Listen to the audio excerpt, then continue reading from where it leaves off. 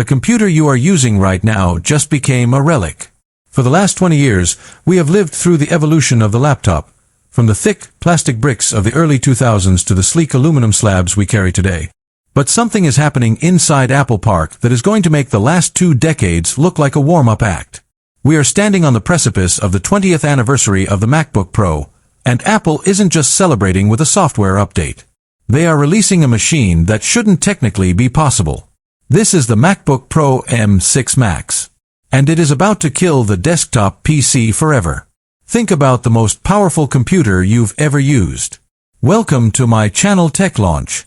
Subscribe my channel and click on the bell icon for the new tech updates.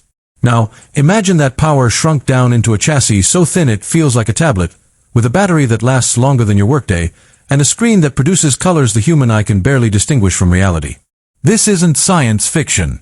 This is the result of Apple finally moving to the 2-nanometer manufacturing process, a jump in physics so extreme that even the industry's biggest players said it was years away. But Apple didn't wait. They built it. Let's talk about the soul of this machine, the M6 Max Silicon. If you thought the transition from Intel to M1 was a shock, you aren't prepared for what 2-nanometer architecture brings to the table. In the world of semiconductors, nanometers represent the distance between transistors. The M5 was a masterpiece, but it was limited by the physics of 3-nanometer tech. The M6 Max breaks those chains. We are looking at a chip with over 150 billion transistors. To put that in perspective, that's more processing power than the entire server rooms that powered the internet 10 years ago, all sitting on a piece of silicon the size of a postage stamp. But raw power is useless if you can't cool it.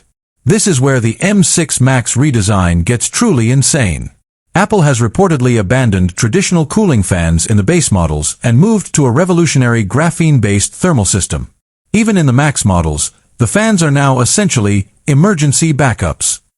The chip is so efficient that for 95% of your workflow, editing 8K video, compiling massive software libraries, or rendering 3D environments, the laptop remains completely, hauntingly silent.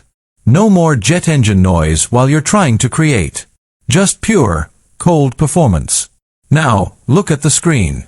For the first time in history, the MacBook Pro is moving to a Tandem OLED display. This is the same technology Apple debuted in the iPad Pro, but scaled up to a 14 and 16-inch canvas. This isn't just about blacks being blacker. We are talking about a peak brightness of 2000 nits. You could be sitting in direct sunlight on a beach in Malibu, and the screen would still look as vibrant as a movie theater. And there's a secret feature that people have been begging for since 2006, the touchscreen. Yes, for the first time, macOS has been optimized for touch, allowing you to bridge the gap between the precision of a trackpad and the intuition of an iPad. It's the hybrid future we were told would never happen. But let's get into the numbers, because this is where it gets disrespectful to the competition. Early benchmarks of the M6 Max are showing a 40% jump in multi-core performance over the M5 Max. But the real story is the GPU. The M6 Max is rumored to feature a 100-core GPU architecture.